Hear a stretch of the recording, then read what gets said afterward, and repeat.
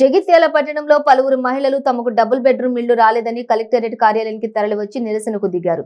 ఈ సందర్భంగా మహిళలు మాట్లాడుతూ తమకు సొంత ఇల్లు కానీ సెంటు భూమి కానీ లేదని అద్దె ఇళ్లలో కాలం వెళ్లదీస్తున్నామని డబుల్ బెడ్రూమ్ ఇళ్ల కోసం దరఖాస్తు చేసుకుంటే ఇల్లు ఇవ్వలేదని అద్దె ఇళ్లలో ఉంటే చనిపోతే శవాన్ని ఇంటికి తీసుకురావద్దంటున్నారని తాము చనిపోతే తమ శవాలను ఎక్కడికి తీసుకువెళ్లాలని మహిళలు ప్రశ్నించారు। గతంలో నూకపల్లి అర్బన్ హౌసింగ్ కాలనీలో చాలా మందికి ఇందిరమ్మ ఇళ్లు కేటాయించగా కొందరు బేస్మెంట్ లెవెల్ మరికొందరు వివిధ స్థాయిల్లో నిర్మాణాలు చేసుకున్నారని అన్నారు। అయితే అధికారులు ఆ ప్రాంతం అంతా కూడా చదును చేసి ప్రస్తుతం డబుల్ బెడ్రూమ్ అపార్ట్మెంట్లు నిర్మించారన్నారు। స్థలాలు కోల్పోయిన వారికి డబుల్ బెడ్రూమ్ లో అవకాశం ఇస్తారని చెప్పి ఏ ఒక్కరికి కూడా ఇవ్వలేదని ఆందోళన వ్యక్తం చేశారు।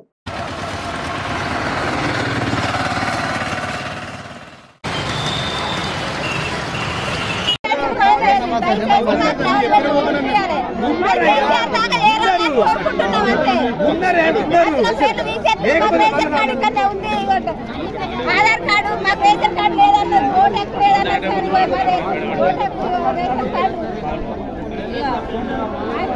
ఓటు ఇవన్నీ దయచేసి కన్ను తెరబెట్టి మాకు న్యాయం చేయండి।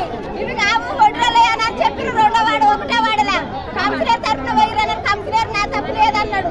ఎమ్మెల్యే కాడికి సందీప్ కుమార్ కాడికి కలెక్టర్ అమ్మ కాడికి పోమన్నారు, వచ్చినాము కలెక్టర్ అమ్మ సుట్టా బయటకు వెళ్ళాలి నేను ఆర్టీ ఆఫీస్ కాడికి పోవాలని అంటుంది।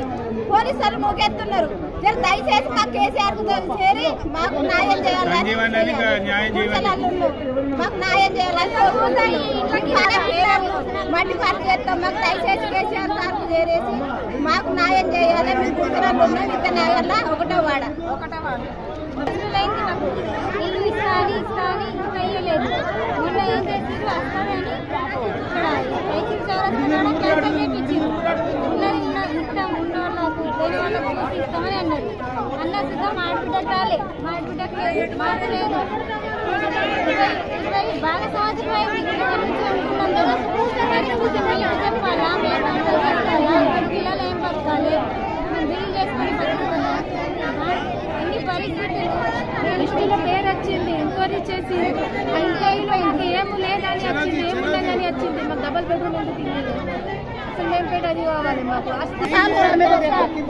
15 साल हो रहा है देखे ये हमारा 15 साल या बेच बंद गिरा दिया बेच